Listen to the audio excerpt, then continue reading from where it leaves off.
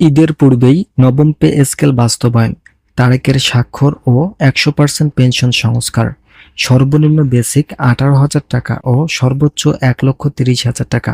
প্রধানমন্ত্রী এই বিষয়ে যা বললেন। আসন্ন ঈদুল ফিতর আসার পূর্বেই সরকারি চাকরিজীবীদের জন্য বহুল প্রতীক্ষিত নবম পে স্কেল বাস্তবায়নের ঘোষণা দেওয়া হয়েছে। আজ মন্ত্রিপরিষদের বিশেষ বৈঠকে সরকারি কর্মচারীদের উপস্থাপিত সকল দাবি গুরুত্বের সাথে বিবেচনা করা হয় এবং তারা বাস্তবায়নের চূড়ান্ত অনুমোদন দেওয়া হয়। এই বেতন কাঠামো বাস্তবায়নে সরাসরি নির্দেশনা দিয়েছেন মাননীয় প্রধানমন্ত্রী। দেশের অর্থনৈতিক প্রবৃদ্ধি এবং জীবনযাত্রার মান বৃদ্ধির সঙ্গে সামঞ্জস্য রেখে এই নতুন পে স্কেল কার্যকর করার নির্দেশ দেন তিনি।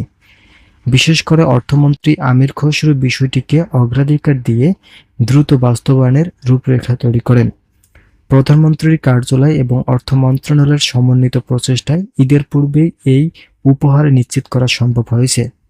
বিগত কয়েক বছরে বিশ্ব অর্থনৈতিক অস্থিরতা ও দ্রব্যমূল্যের ঊর্ধ্বগতির কারণে সরকারি কর্মকর্তাদের জীবনযাত্রার যে চাপ সৃষ্টি হয়েছিল তা লাঘব করতেই এই নতুন পে স্কেল। নবম পে স্কেল বেতন বৈষম্য দূরীকরণ এবং বাৎসরিক ইনক্রিমেন্টের পাশাপাশি বিভিন্ন সুযোগ সুবিধা পুনর্বিন্যাস করা হয়েছে। এর ফলে নিম্ন ও মধ্যম আয়ের সরকারি কর্মচারীরা সবথেকে বেশি লাভবান হবেন। সাধারণত উৎসবের আগেই বেতন বৃদ্ধির খবর সরকারি চাকরিজীবীদের পরিবারের বাড়তি স্বস্তি নিয়ে আসে।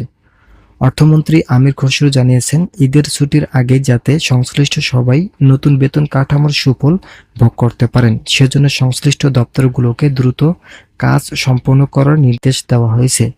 এর ফলে এবারের ঈদ সরকারি কর্মচারীদের এবং কর্মকর্তাদের জন্য হবে বিগত কয়েক বছরের তুলনায় অনেক বেশি আনন্দদায়ক। ভিডিওটির এই মুহূর্ত পর্যন্ত এসে যারা চ্যানেলটি সাবস্ক্রাইব করেনি তারা অবশ্যই সাবস্ক্রাইব করুন। ২০১৫ সালের অষ্টম বেতন স্কেলে পেনশনে অর্পিত অংশ ৪৫% থেকে বৃদ্ধি করা হলেও পূর্ণাঙ্গ বা ১০০% পেনশন সুবিধা ফিরিয়ে পাওয়ার দাবিটি ছিল অত্যন্ত জোরালো। সেই আকাঙ্ক্ষা পূরণ করে সরকার এখন ১০০% পেনশন সুবিধা পুনঃস্থাপনের চূড়ান্ত সিদ্ধান্ত গ্রহণ করেছেন। বর্তমান রাজনৈতিক ও প্রশাসনিক প্রেক্ষাপটে এই সিদ্ধান্তের পেছনে গুরুত্বপূর্ণ ভূমিকা পালন করছেন সরকারের শীর্ষ নেতৃবৃন্দ, বিশেষ করে প্রধানমন্ত্রী তারেক রহমানের সরাসরি নির্দেশনায় এবং সংশ্লিষ্ট নথিতে তার স্বাক্ষরের মাধ্যমে এই পেনশন সংস্কার প্রক্রিয়া আইনি ভিত্তি লাভ করেছে। সরকারি কর্মচারীদের সামাজিক নিরাপত্তা নিশ্চিত করতে তার এই উদ্যোগকে গুরুত্বপূর্ণ পদক্ষেপ হিসেবে বিবেচিত হয়েছে। উল্লেখ্য যে ২০১৫ সালের বেতন স্কেলে পেনশনারদের জন্য বিশেষ কিছু সুবিধা বাড়ানো হলেও তা শতভাগ ছিল না।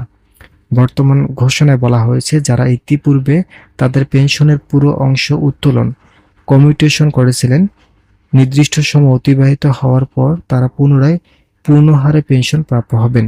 এই সংস্কারের ফলে ২২ লাখ অবসরপ্রাপ্ত সরকারি কর্মচারী ও তাদের ৬ সদস্যের পরিবার সরাসরি উপকৃত হবেন। শতভাগ পেনশন সুবিধা ফিরিয়ে দেওয়ার এই সিদ্ধান্ত কেবল অর্থনৈতিক নয়, বরং প্রবীণ নাগরিকদের সামাজিক মর্যাদা রক্ষার একটি বড় মাধ্যম।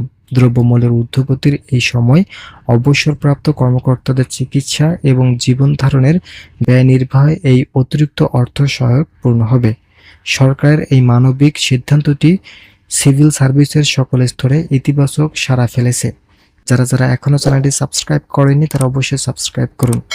নতুন এই বেতন স্কেলে কেবল নিম্ন স্তর নয়, বরং উচ্চ স্তরের কর্মকর্তাদের বেতন কাঠামোতেও বড় পরিবর্তন আনা হয়েছে।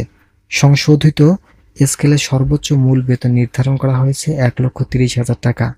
মেধাবী কর্মকর্তাদের সরকারি চাকরিতে উদ্বুদ্ধ করতে এই বৈশ্বিক অর্থনৈতিক সাথে তাল মেলাতে এই বেতন বৃদ্ধি অত্যন্ত সময়োপযোগী বলে মনে করছেন সংশ্লিষ্ট বিশেষজ্ঞরা। প্রধানমন্ত্রী তার বক্তব্যে উল্লেখ করেছেন যে সরকারি কর্মচারীরা যাতে আর্থিক দুশ্চিন্তা মুক্ত হয়ে দেশ ও জনগণের সেবা করতে পারেন, সেই লক্ষ্যেই এই বিশাল অঙ্কের বেতন বৃদ্ধি করা হয়েছে। দ্রব্যমূল্যের বর্তমান বাজার পরিস্থিতির সাথে সঙ্গতি রেখে তিনি আজ নিজেই এই বেতনের হার চূড়ান্ত করেছেন। বিশেষ করে নিম্ন ও মধ্যম ধাপের কর্মচারীদের বেতন বৃদ্ধির হার তুলনামূলকভাবে বেশি রাখা হয়েছে, যাতে বৈষম্য হ্রাস পায়। শুধুমাত্র মূল বেতন নয়, প্রধানমন্ত্রীর নির্দেশনা অনুযায়ী বাড়ি ভাড়া, চিকিৎসা ভাতা এবং উৎসব ভাতার ক্ষেত্রেও এই নতুন বেসিকের প্রভাব পড়বে। ১৮,০০০ টাকা সর্বনিম্ন বেসিক হওয়ায় একজন প্রবীণ কর্মচারী আগের তুলনায় অনেক বেশি সুযোগ সুবিধা হাতে পাবেন।